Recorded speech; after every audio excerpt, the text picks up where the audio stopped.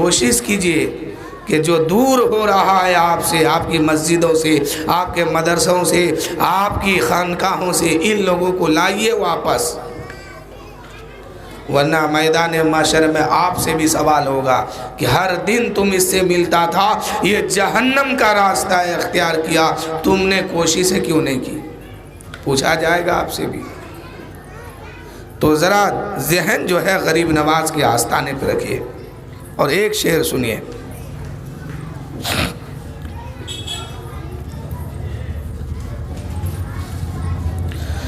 کہ پینے کو تو پی لوں گا پر عرض ذرا سی ہے، پینے کو تو پی لوں گا پر عرض ذرا سی ہے، اجمیر کا ساقی ہو، اجمیر کا ساقی ہو، بغداد کا میں کھانا، بغداد کا میں کھانا، میں ہوش حواس اپنے اس بات پہ کھو بیٹھا، تو نے جو کہا ہنس کے آیا میرا دیوانہ،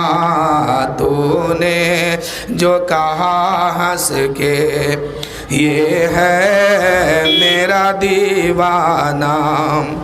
اور اگلا شعر دیکھیے، کیا لطف ہو محشر میں شکوے میں کیے جاؤں، کیا لطف ہو محشر میں شکوے کیے جاؤں، وہ ہنس کے یہ، وہ ہنس کے یہ فرمائے دیوانہ ہے دیوانہ، بے خود کیے دیتے ہیں انداز ہے جوانہ، عادل میں تجھے رکھ لوں اے جلوائے جانانا۔ اور اگلا شعر دیکھیے، جی چاہتا ہے تحفے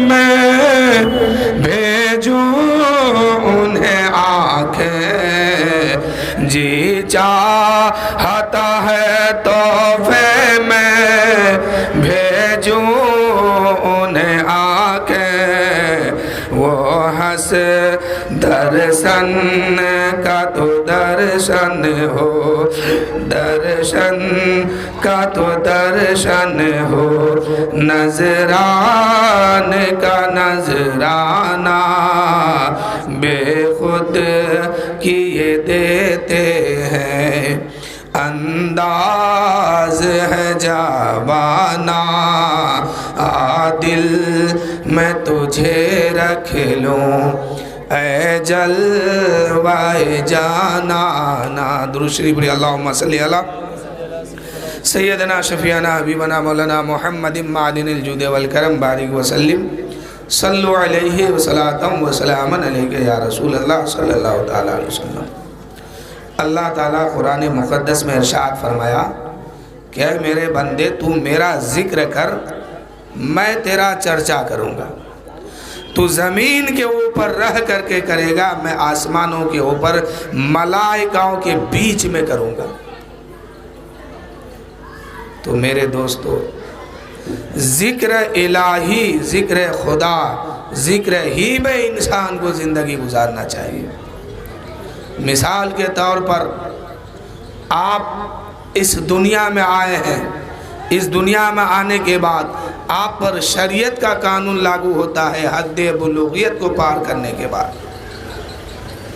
اب جب انسان اس موڑ تک پہنچتا ہے اور پہنچنے کے بعد ہر انسان پر شریعت کا قانون اور شریعت کی باتیں لاگو ہوتی ہے۔ مثال کے طور پر 10 سال 12 سال 8 سال کا بچہ جب ہوتا ہے، نبی پاک صلی اللہ علیہ وسلم ارشاد فرماتے ہیں کہ 8 سال کی عمر سے اپنے بچوں کو نماز پڑھنے کی تلقین کرو، سکھاؤ، اور جب 10 سال ہو جائے تو آقا کریم صلی اللہ علیہ وسلم ارشاد فرماتے ہیں کہ 8 سال 7 سال اتنے عمر میں جب بچہ پہنچ جائے اس کو نماز پڑھنا سکھاؤ اور قرآن پاک پڑھنا سکھاؤ، عبادت کرنا سکھاؤ، وضو کرنا سکھاؤ، غسل کرنا سکھاؤ۔ یہ ساری باتیں جب بچہ سیکھ جاتا ہے تو 10 سال کی عمر میں اب نبی فرماتے ہیں کہ اگر 10 سال کی عمر آپ کے بچے کا ہو گیا اور نماز نہیں پڑھتا ہے، ایسے عالم میں اگر اسے مارنا پڑے تو مارو، سختی کرنا پڑے تو کرو۔ کیوں؟ کیونکہ آپ کو موقع شریعت 2 سال دے رہی ہے کہ 2 سال تک اپنے بچے کو سکھاتے رہیے، اور جب یہ بچہ 2 سال سیکھ لے گا تو 10واں میں جب پہنچے گا تو انشاءاللہ یہ خود بخود نماز کی عادی بن جائے گا۔ آج معاشرے میں دیکھیے، لوگ جوانی کو گزار دیے، بڑھاپے میں پہنچ گئے ہیں، لیکن اب تک وضو کرنے کا طریقہ نہیں معلوم ہے، اب تک ناپاکی سے پاکی حاصل کرنے کا طریقہ نہیں معلوم ہے۔ بہت سارے لوگ اکثر جمعہ کی نماز پڑھنے جاتا ہے، باقی دن غائب رہتا ہے، یا عید بقرعید جاتا ہے پھر باقی غائب ہوتا ہے۔ اب ایسے لوگوں میں سے زیادہ تر لوگ جو ہوتا ہے ہمیشہ ناپاک رہتا ہے۔ کیوں؟ غلطی اس انسان کی نہیں، اس کے ماں باپ کی ہے جو بچپن میں اس کو سکھایا نہیں ہے، اور بچپن میں اس کو نہ سکھانے کی وجہ یہ ہے کہ اس بچے کو دین کی تعلیم نہ ملا، اس وجہ سے وہ بچہ اس دین سے دور ہو گیا۔ لیکن میرے دوستو،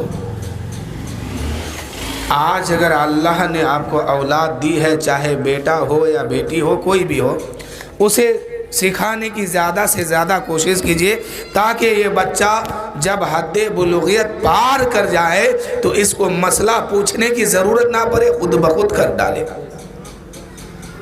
میں نے جو کہا کہ یہ نوجوان حضرات جو جمعہ پڑھنے جاتے ہیں، اس میں اکثر لوگ ناپاک ہوتا ہے۔ کیسے؟ یہ لوگ تو اپنے اپنے گھر میں غسل کر کے نہا دھو کر کے جاتے ہیں، لیکن پاکی اور ناپاکی کا مسئلہ ہر انسان کے ساتھ ہے، چاہے عورت ہو یا مرد ہو، بوڑھا ہو یا بچہ ہو۔ مثال کے طور پر ایک 20 سال کا نوجوان ہے، ناپاک ہو گیا، جا کے غسل کیا، نہایا، اس کے بعد مسجد چلا گیا، نماز جمعہ میں پہنچ گیا، لیکن غسل کے فرائض کو ادا نہیں کیا۔ ناپاکی سے پاکی حاصل کرنے کے لیے کچھ شرط بھی آپ کے لیے ہے، کچھ فرض بھی آپ کے لیے ہے۔ جب تک اس طریقے کو نہیں اپنائیں گے، چاہے عورت ہو یا مرد ہو، کبھی پاک نہیں ہو سکتا ہے، چاہے 80 سال کا ہو یا 20 سال کا ہو۔ اگر عورت ہے ناپاک ہو گئی، اب اس کو پاکی حاصل کرنے کے لیے نہانا ہوگا، غسل کرنا ہوگا، اور غسل کرنے سے پہلے غسل کے فرائض کو ادا کرنا ہوگا، غسل کے فرائض کو ادا کرنا ہوگا، چاہے وہ لڑکا ہو یا لڑکی ہو، یا عورت ہو یا مرد ہو۔ آپ خود سمجھئے اس بات کو کہ کتنے لوگ اس محفل میں بیٹھے ہیں جو اس بات کو آج تک نہیں جانتے۔ کیوں؟ کیونکہ ان لوگوں نے اس بات کو سنا تو ضرور ہوگا کہیں نہ کہیں، لیکن سمجھا نہیں، سیکھا نہیں اس بات کو۔ اب پاکی حاصل کرنے کے لیے آپ کو کرنا کیا جانتے ہیں؟ سب سے پہلے آپ کلا کیجئے، یہ عورت کے لیے بھی ہے اور مرد کے لیے بھی ہے۔ اگر روزے کی حالت سے آپ نہیں ہیں تو غرغرہ کیجئے، گلے کے نرم ہڈی تک پانی پہنچائیے، تب جا کر کے آپ کا ایک فرض ادا ہوتا ہے۔ اور غسل میں 3 باتیں فرض ہیں، اور ان تینوں میں سے کہیں ذرہ برابر کوئی اگر چھوٹ جاتا ہے تو وہ آدمی پھر ناپاک کا ناپاک ہی رہ گیا۔ وہ تو سوچا کہ ہم نے غسل کیا، نہا لیا، پاکی حاصل کیا، نماز پڑھ لیا، نہ اس کی نماز ہوئی، نہ وضو، نہ کچھ نہیں، کیونکہ نماز کے لیے شرط ہے طہارت۔ طہارت کس کو کہتے ہیں؟ پاکی حاصل کرنا۔ اور نماز کے لیے طہارت ہے، اور طہارت سے پہلے وضو ضروری ہے، اور وضو سے پہلے پاکی ضروری ہے۔ تو غسل کرنے سے پہلے آپ کو سب سے پہلا فرض جو لاگو ہوتا ہے وہ ہوتا کیا ہے کہ گلے کے نرم ہڈی تک، یہ جو ہڈی ہے، غرغرہ کر کے وہاں پانی پہنچائیے۔ اگر روزہ سے ہے تو صرف کلا کیجئے، منہ بھر پانی لیجئے، پورے طرف چاروں طرف منہ میں لگائیے تاکہ دانت کے جڑ جڑ تک وہ پانی پہنچے۔ یہ روزے کی حالت سے ہے تب۔ مثال کے طور پر رمضان کا مہینہ آتا ہے نا، تو اس میں بھی تو لوگ ناپاک ہوتے ہیں، یا اور اگر کسی دن روزہ رکھا اور ناپاک ہو گیا تو پھر غسل فرض ہے۔ اگر رمضان کا روزہ ہو یا کوئی اور روزہ آپ نفلی رکھے ہیں، ایسے عالم میں اگر فرائض غسل آپ کو ادا کرنا ہے تو صرف کلا کیجئے، منہ بھر پانی لے کر کے۔ غرغرہ آپ کو کرنے کی ضرورت نہیں ہے، اس لیے کہ آپ غرغرہ کریں گے تو ہو سکتا ہے پانی کا کوئی قطرہ حلق سے اندر چلے جائے تو وہ روزہ ٹوٹ جائے گا۔ تو یہ روزے کی حالت سے ہے تب آپ کو ایسا کرنا ہے۔ اگر روزے کی حالت سے نہیں ہے تو پھر، اگر روزہ نہیں رکھے ہیں تو پھر غرغرہ کیجئے، غرغرہ۔ یہ ایک فرض ہوتا ہے، یعنی منہ میں چلو میں پانی لیجئے، منہ میں ڈالیے، پہلا فرض ادا ہوتا ہے۔ آپ ایک بار ڈالے ہیں، ہو سکتا پانی اندر تک نہ پہنچا تو 2 بار ڈالیے، 3 بار ڈالیے۔ اس کے بعد دوسرا فرض کیا ہے؟ دوسرا فرض ہے ناک میں پانی چڑھانا۔ ناک کے اوپر بھی ایک نرم ہڈی ہوتا ہے، اس ہڈی کے اوپر غور سے سنیے گا، ہر آدمی کے لیے یہ ضروری ہے، ورنہ ناپاکی کی حالت میں مر بھی جائیں گے، پاک نہیں ہوں گے۔ ناک کے اوپر جو یہ نرم ہڈی ہے نا، اگر آپ روزہ نہیں رکھے ہیں، چاہے وہ رمضان کا روزہ ہو یا یہ نفلی روزہ ہو، تو رمضان کا روزہ انسان کو تو چھوڑنا نہیں چاہیے، اس لیے کہ جب تک وہ روزہ ادا نہیں ہوتا ہے تب تک جو ہے دوسرا روزہ اس کا قابل قبول نہیں ہے۔ تو بہرحال مسئلہ بہت لمبا ہے، سنیے۔ اگر رمضان کا مہینہ یا کسی اور دن آپ نے روزہ رکھا ہے تو یہ نرم ہڈی تک پانی مت پہنچائیے، صرف ناک میں پانی چڑھائیے اور انگلی ڈال کے اس کو صاف کر لیجئے۔ اور اگر روزہ نہیں رکھے ہیں تو ناک کے نرم ہڈی تک پانی پہنچائیے۔ یہ بھی کرنا عورت مرد دونوں کے لیے فرض ہے۔ یہ 2 فرض ہو گئے، آپ 3 بار ناک میں بھی پانی چڑھا سکتے ہیں۔ اب تیسرا فرض جو ہے وہ سر سے لے کے پیر تک تیل کے طرح پورے بدن میں ہر حصے میں پانی پہنچنا ضروری ہے۔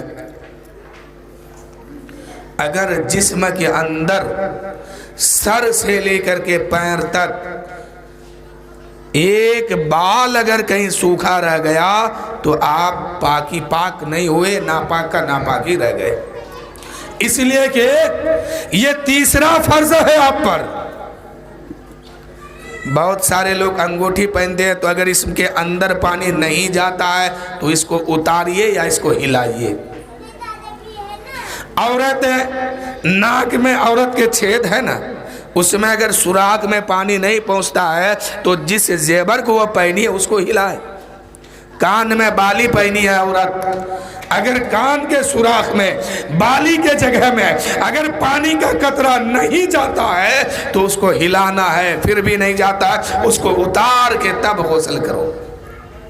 آج کرتی ہے کوئی جانتا ہی نہیں، کوئی سیکھنا ہی نہیں چاہتا ہے، صرف مسلمان کے گھر میں پیدا ہو گیا، مریں گے جنت مل جائے گی، ماں باپ کیا کرے گا مرنے کے بعد 3 دن بعد یا 2 دن بعد قرآن خوانی کرے گا، ہم وہاں پہنچ جائیں گے۔ پہنچیں گے اتنا آسان نہیں ہے، جتنا ہم لوگ سوچ کے رکھے ہیں اتنا آسان نہیں ہے پہنچنا۔ تو غسل میں کئی باتیں فرض ہے؟ 3 بات۔ عورت ہو یا مرد ہو انگوٹھی پہنے تو اس کو ہلائیے، پانی پہنچائیے وہاں پر، اور جسم کے اگر کوئی حصہ میں پانی نہیں پہنچتا ہے تو خاص کر کے اس میں پہنچائیے تاکہ آپ کا تیسرا فرض ادا ہو جائے۔ اور جہاں پانی نہ ملے وہاں کیا کیجیے گا؟ اگر ناپاک ہو گئے اور پانی کا کوئی انتظام نہیں ہے تو ایسی حالت میں کیا کرنا ہے؟ آپ کو تیمم کرنا ہے، آپ کو تیمم کرنا ہے۔ تیمم میں بھی 3 باتیں فرض ہے، تیمم میں بھی 3 باتیں فرض ہے۔ آپ کس کام کے لیے تیمم کر رہے ہیں؟ آپ غسل کے لیے تیمم کر رہے ہیں یا ناپاکی سے پاکی حاصل کرنے کے لیے تیمم کر رہے ہیں تو اس کا ارادہ دل سے کرنا آپ پر فرض ہے، زبان سے بھی کہنا۔ دوسرا فرض کیا ہے کہ چہرہ دھولیے۔ تو چہرہ کیسے دھولیں گے؟ مٹی میں ہاتھ ماریں گے یا کسی سوکھی ہوئی چیز جیسے اینٹ ہو پتھر ہو ایسی چیزوں میں ہاتھ ماریں گے، جھاڑیں گے، اس کے بعد پورا چہرہ دھولیں گے۔ یہ دوسرا فرض ہے۔ تیسرا فرض کیا ہے کہ کہنیوں سمت پورے ہاتھ کا مسح، پھر زمین پہ ہاتھ رکھیں گے اور پورے ہاتھ کا مسح کریں گے۔ اگر ایسے عالم میں آپ پھر انگوٹھی پہنے ہیں یا گھڑی پہنے ہیں تو پھر آپ کو اس کو اتار کر کے تب یہ کام کرنا ہے۔ اگر ناپاکی سے پاکی حاصل کرنے کے لیے آپ نے کیا ہے تو یقیناً یہ کام جب کر لیں گے تو آپ پاک ہو جائیں گے۔ کب تک پاک رہیں گے؟ تیمم کر کے اگر آپ پاکی حاصل کیے ہیں تو یہ پاکی آپ کا کب تک باقی رہے گا؟ جب تک کہ آپ کو پانی نہیں مل جاتا ہے تب تک۔ پانی ملا آپ کا تیمم ٹوٹے گا، اب وہ نہائیے پانی سے غسل کیجئے۔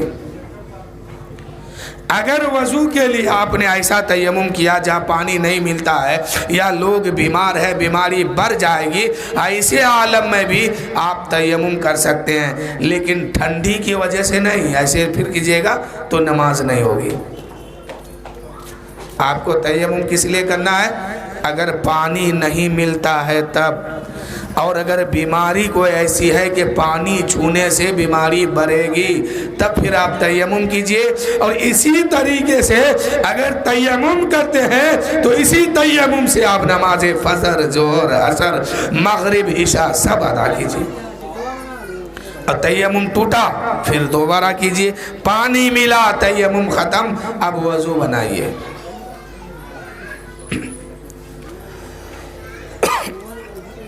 درود شریف پڑھیے، اللہم صلی علی اللہم صلی علی سیدنا شفیعنا حبیبنا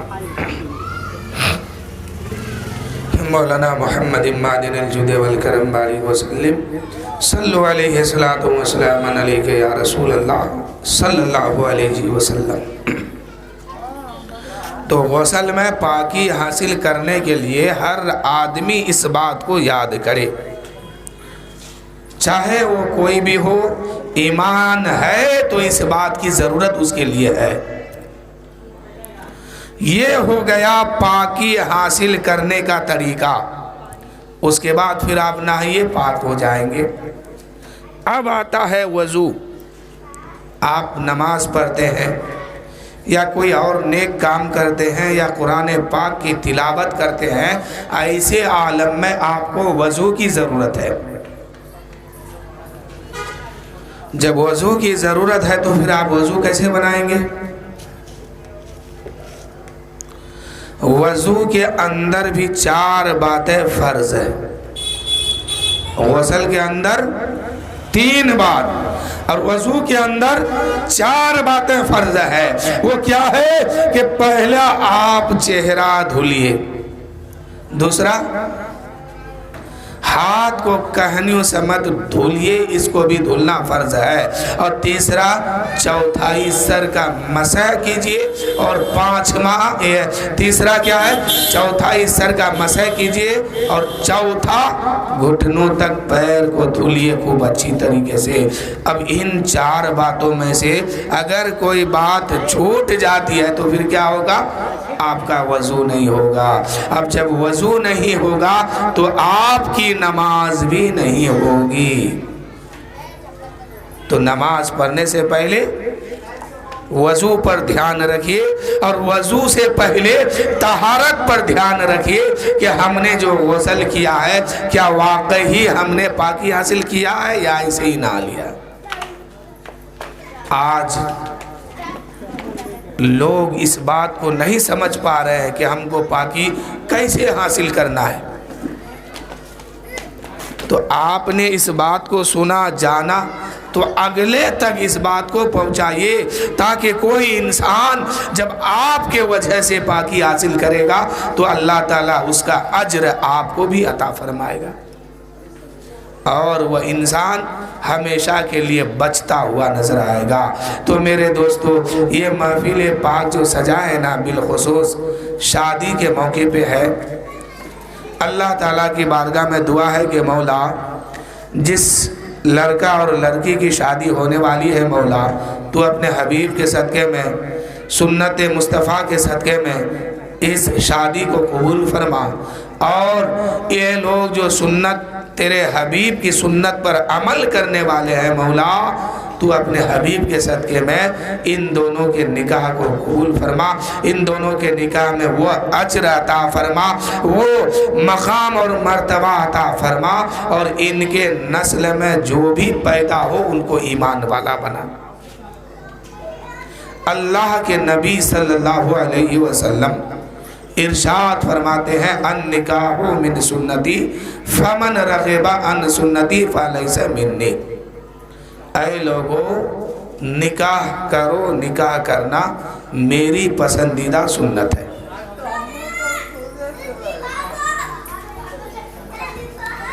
نکاح کرو، نکاح کرنا میرے نبی کی پسندیدہ سنت ہے۔ تو نکاح کرنے سے پہلے کیا کرنا ہوگا؟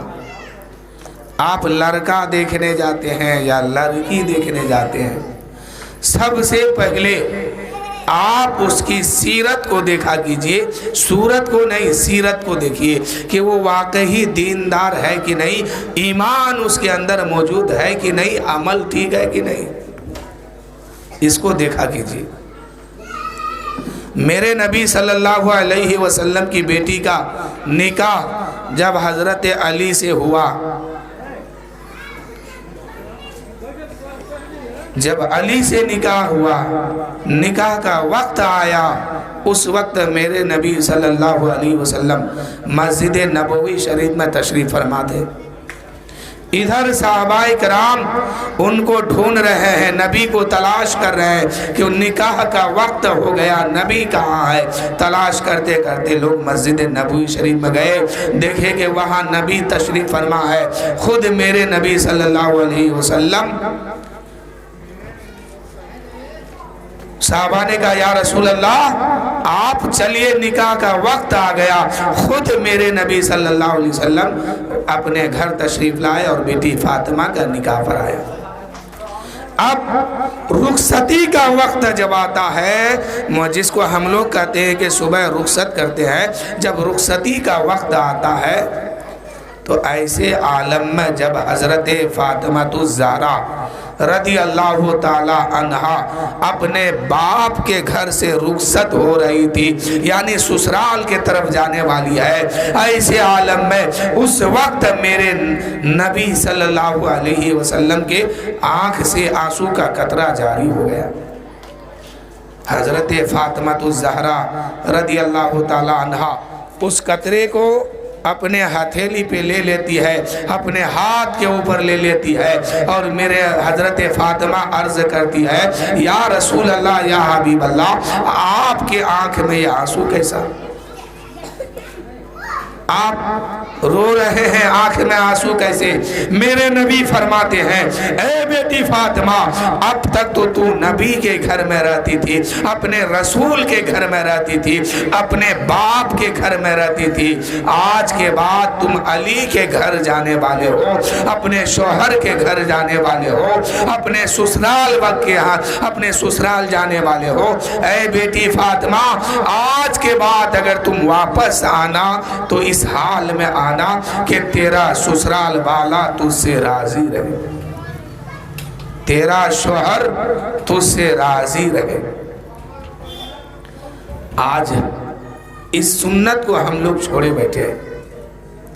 کاش اپنی بیٹی کو رخصت کرتے وقت یہی سبق دے دیتے کہ اے میری بیٹی، اب تک تو بڑے نخرے سے پلی ہے، میرے گھر میں رہتی تھی، اپنے باپ کے گھر میں رہی ہے، لیکن اے بیٹی آج تم سسرال جانے والی ہو، آج کے بعد اگر تم واپس آئے گی تو اس حال میں آنا کہ تیرا شوہر بھی راضی ہو، تیرا سسرال والا بھی راضی ہو، تیرا سسر بھی راضی ہو، تیری ساس بھی راضی ہو۔ یہ سبق کیوں نہیں دیتے؟ میرے نبی صلی اللہ علیہ وسلم اپنی بیٹی کو رخصت کرتے ہیں۔ جب رخصت کرتے ہیں تو آقا کریم صلی اللہ علیہ وسلم ارشاد فرماتے ہیں اے بیٹی فاطمہ، میں تمہیں اپنے گھر سے رخصت کر رہا ہوں، لیکن جہیز میں میں تمہیں کچھ نہیں دیا۔ اے بیٹی فاطمہ، یہ مت سوچنا کہ نبی کونین تمام نبیوں کے سردار کی بیٹی ہوں اور خالی ہاتھ رخصت ہو رہی ہوں، یہ مت سمجھنا۔ اگر میں چاہوں تو احد پہاڑ کو سونا بنا کر کے تیرے ساتھ رخصت کر دوں، لیکن میری بیٹی فاطمہ، اگر میں نے ایسا کیا تو میری امت کمزور ہے، میری امت کمزور ہے، مفلس ہے، مجبور ہے، دولت والے نہیں ہے۔ اگر میں نے ایسا کیا اور اس حدیث پر میری امت کی نظر پڑے گی، اس وقت امت طرف کے رہ جائے گی کہ یا کاش اگر میرے پاس بھی دولت ہوتا تو میں اپنے نبی کی سنت پر عمل کرتے ہوئے اپنی بیٹی کو یہ عطا کر دیتا۔ اس لیے امت کی خبر رکھتے ہوئے میرے نبی نے اپنی بیٹی فاطمہ کو جہیز میں کچھ نہیں عطا فرمایا، دیا تو کیا دیا؟ ایک جائے نماز دیا، قرآن پاک دی، مٹی کا برتن ایک دیا پانی پینے کے لیے۔ آج ہم بھی دیتے ہیں یہی، ہم بھی سارے فضول کام کرنے کے بعد شادیوں میں جتنے غلط رسم ہے سب کو ادا کرنے کے بعد آخر میں اس سنت پر بھی عمل کرتے ہیں کہ قرآن پاک اپنی بیٹی کو ضرور دیتے ہیں اور جائے نماز ضرور دیتے ہیں، لیکن آپ کا دینے سے کیا فائدہ ہوگا؟ آپ نے اس لائق اپنی بیٹی کو بنایا ہی نہیں ہے۔ آپ کا قرآن پاک شادی میں دینے سے کیا فائدہ ہے؟ جائے نماز دینے سے کیا فائدہ ہے؟ کل بھی تمہاری بیٹی اپنے گھر میں نماز سے دور تھی اور سسرال میں جانے کے بعد بھی دور ہے، تو جائے نماز سے کیا فائدہ ملے گا؟ آپ کے گھر میں آپ کی بیٹی آج بھی قرآن کی تلاوت نہیں کر رہی ہے، کل سسرال جائے گی وہاں بھی نہیں کرے گی، کیونکہ بچپنا اس کا بگڑ گیا ہے، صحیح تربیت اس کو آپ نے نہیں دیا ہے، صحیح طریقہ اس کو آپ نے نہیں سکھایا ہے۔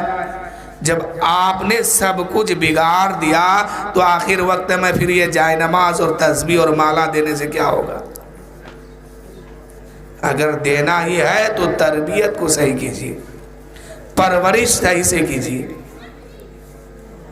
آج پورا علاقہ آپ چھان ڈالیے، بہت کم ایسی لڑکی ہوگی دنیا میں جو صبح اٹھ کر کے قرآن پاک کی تلاوت کرتی ہوگی۔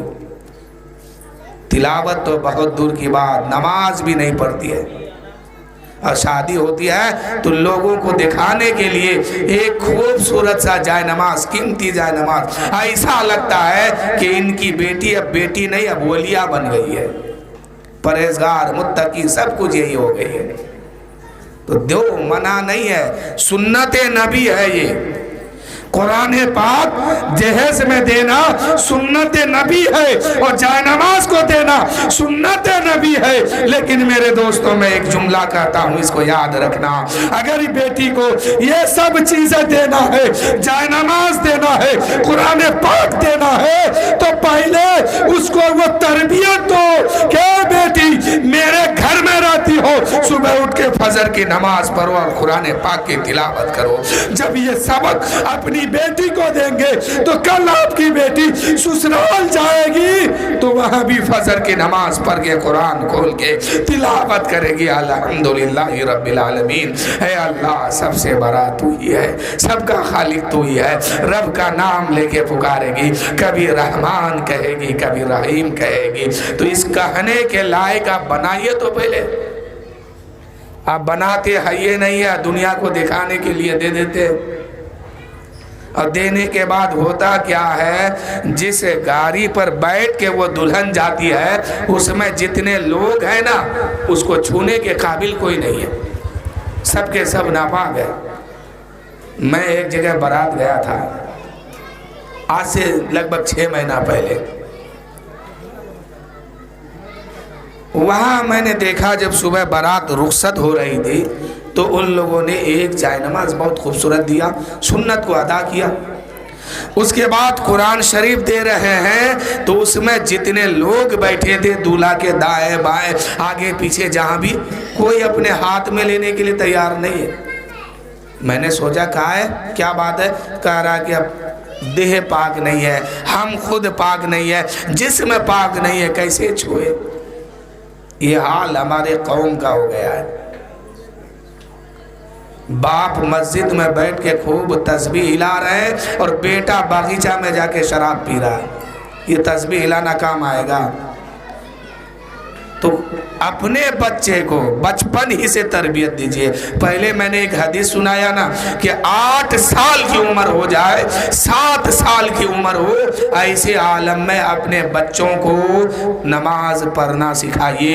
اگر یقیناً میرے دوستو 7 سال کی عمر میں 8 سال کی عمر میں کوئی باپ اپنی بیٹی کو یا اپنے بیٹے کو نماز پڑھنا سکھائیں گے تو قسم خدا کی جوانی میں یہ بچہ جب جائے گا تو شراب میں ہاتھ نہیں لگائے گا، لیکن سکھاتے نہیں ہے۔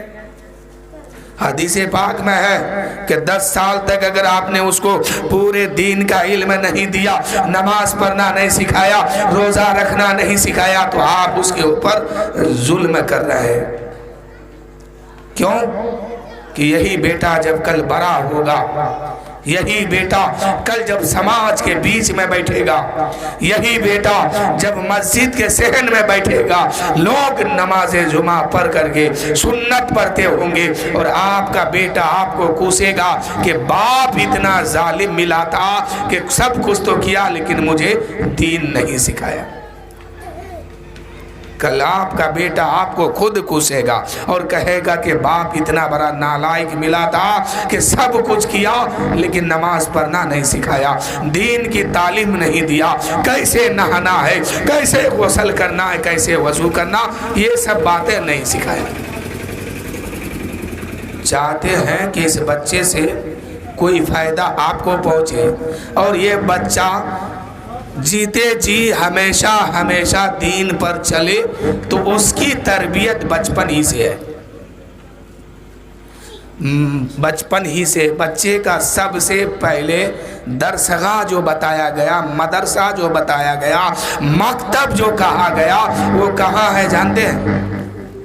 ماں کے گود میں ہے اور ماں کے پیٹ کے اندر ہے۔ آج مائیں کیا کرتی ہے؟ ہمیشہ دن بھر رات بھر فحش کلام، زبان سے گالی، زبان سے برائی، زبان سے چغلی، کبھی ٹی وی دیکھنا، کبھی ناچ دیکھنا، کبھی گانا سننا، اس کا اثر اس کے پیٹ میں جو بچہ پلتا ہے اس کے اندر ہوتا ہے، اور پھر وہی ماں بڑھاپے میں سہارا سوچتی ہے کہ میرا بیٹا میرا سہارا بنے۔ ہرگز نہیں بن سکتا۔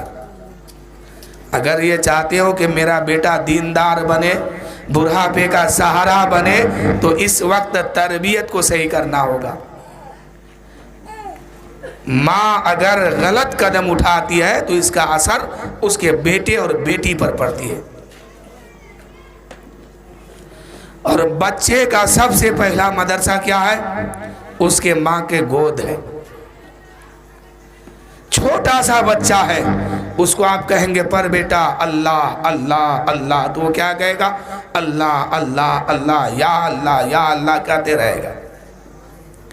اسی بیٹے کو کچھ دن کے بعد کہیں گے پر بیٹا لا الہ الا اللہ لا الہ الا اللہ، اب وہ بیٹا سوتے سوتے کہے گا، جاگے گا تو بھی کہے گا، کھیلے گا تو بھی کہے گا، اس لیے کہ بچپن کی زبان ہے، اسے جو چاہو تم عطا کر دو۔ وہی بیٹا کچھ دن اور گزرتا ہے، اگر آپ کہتے ہیں کہ پر بیٹا بسم اللہ الرحمن الرحیم، اب وہ بیٹا بسم اللہ ہی پڑھے گا، کچھ اور نہیں پڑھے گا۔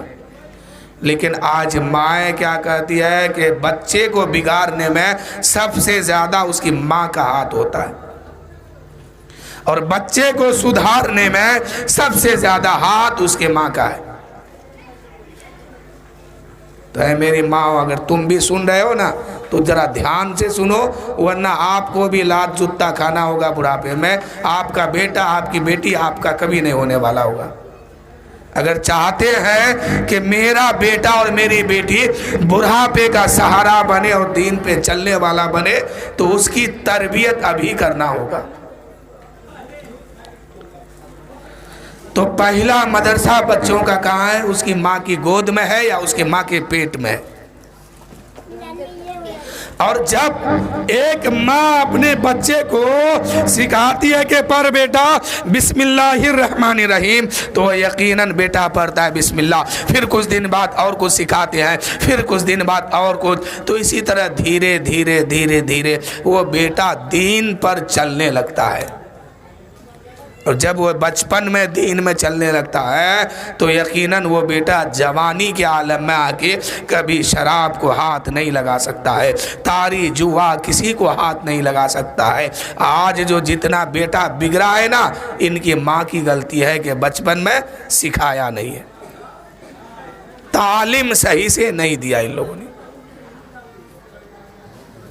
تو آپ لوگ بھی اگر چاہتے ہیں کہ میرا بیٹا سدھر جائے، میری بیٹی کا قدم بہکے نہیں، تو اس تعلیم کو دیا کیجیے۔ خالی پڑھا لینے سے کچھ نہیں ہوتا ہے، اس پہ عمل بھی کروائیے اسے۔ جب عمل کرے گا نا تو یقیناً میرے دوستو، وہ بیٹا جب جنت میں جائے گا نا، اس کے صدقے میں تمہیں بھی جنت مل جائے گی۔ بنی اسرائیل کا ایک واقعہ ہے، بس اس کو سنیے، پھر میں اپنی گفتگو ختم کر رہا ہوں۔ بنی اسرائیل میں ایک شخص تھا، بہت بڑا گنہگار تھا، بہت بڑا گنہگار آدمی تھا۔ جب وہ مرا نا تو مرتے مرتے اس کو جہنم رسید ہو گیا، اس کو جہنم میں لے جا کے پھینک دیا۔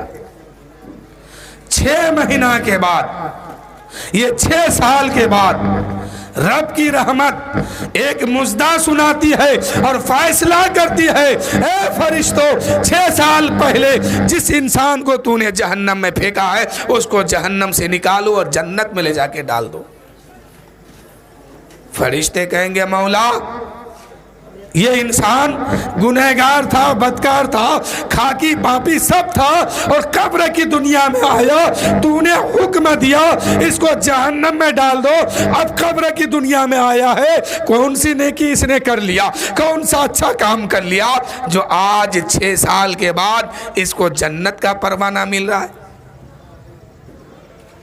تو رب تبارک و تعالیٰ فرماتا ہے کہ اے میرے فرشتوں، آج یہ 6 سال کے بعد یہ فیصلہ اس لیے سنایا کہ یہ قبر کی دنیا میں آیا ہے تو کوئی نیکی نہیں کیا، کوئی اچھا کام نہیں کیا، لیکن یاد رکھو، سنو کہ یہ جب انسان مرا تھا تو اپنی بیوی کے گود میں ایک چھوٹا سا بچہ چھوڑ کے مرا تھا.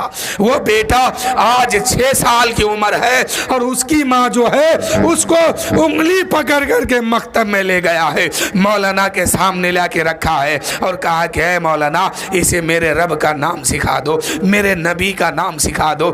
اب وہ مولانا جو ہے کہا کہ اے بیٹا پر بسم اللہ الرحمن الرحیم. اس کا بیٹا زمین کے اوپر رہ کر کے مجھے رحمان بھی کہتا ہے, رحیم بھی کہتا ہے. اب میری رحمت کو یہ گوارا نہیں ہے کہ جس کا بیٹا دنیا میں رہ کر کے مجھے رحمان کہے, مجھے رحیم کہے, اس کے باپ کو زمین کے نیچے میں عذاب دوں. یہ میری رحمت کو گوارا نہیں. تو عذاب سے بچنا چاہتے ہیں نا تو اپنے بچے کو یہ سب باتیں ضرور سکھائیے. اگر آپ کا بیٹا نماز فجر پڑھے گا ثواب آپ کو بھی ملے گا. آپ کی بیٹی قرآن پاک کی تلاوت کرے گی, اس کا اجر آپ کو بھی دیا جائے گا. ارے وہ تو جہنم میں جا چکا تھا 6 سال, 1-2 دن نہیں, 6 سال تک وہ جہنم کی آگ میں جلتا رہا. آخر زمین کے اوپر ایک 6 سال کا بچہ اپنے رب کو رحمان اور رحیم کہہ کے پکارا تو رب کی رحمت کو یہ گوارا نہیں کہ جس کا بیٹا مجھے رحمان کہے اور جس کی بیٹی مجھے رحمان کہے اس کے باپ کو میں عذاب دوں. جس کا بیٹا مجھے رحمان کہہ کے زمین کے اوپر پکارے اس کے باپ کو میں کیسے عذاب دوں زمین کے نیچے. اس لیے میری رحمت مچل گئی ہے, اس لیے اب اس کو جہنم سے نکالو اور پانی سے دھل ڈال کے صاف ستھرا کر کے جنت میں لے جا کے ڈال دو. تو میرے دوستو اللہ نے اولاد دیا, اللہ تعالیٰ نے اولاد دی, یہی بہت بڑی نعمت ہے. اب اس کو جو ہے جیسے آپ سنواریں گے, جیسے تراشیں گے ویسے ہی یہ چمکے گا. اور پیدا ہونے کے بعد شریعت کا جب قانون لاگو ہوتا ہے اس سے پہلے کیا لاگو ہوتا ہے جانتے ہیں؟ اس بچے پر دین کی باتیں لاگو ہوتا ہے. دین کی بات سیکھنا, علم دین سیکھنا اس پر فرض ہوتا ہے. اس کو سکھائیے. جب تک سکھائیں گے نہیں تو پھر آپ کے بچہ پاکی حاصل کیسے کرے گا, نماز کیسے پڑھیں گے, روزہ کیسے رکھیں گے, شادی بیاہ میں جائیں گے کس طریقے سے جانا ہے, کیسے آنا ہے, کیسے پتہ چلے گا. ہمارے دین کے اندر کہیں نقصان نہیں ہے, ہمیشہ ہر جگہ ہر محلے میں ہر وقت میں فائدہ ہی فائدہ ہے. تو یہ سب باتیں سیکھا کیجئے.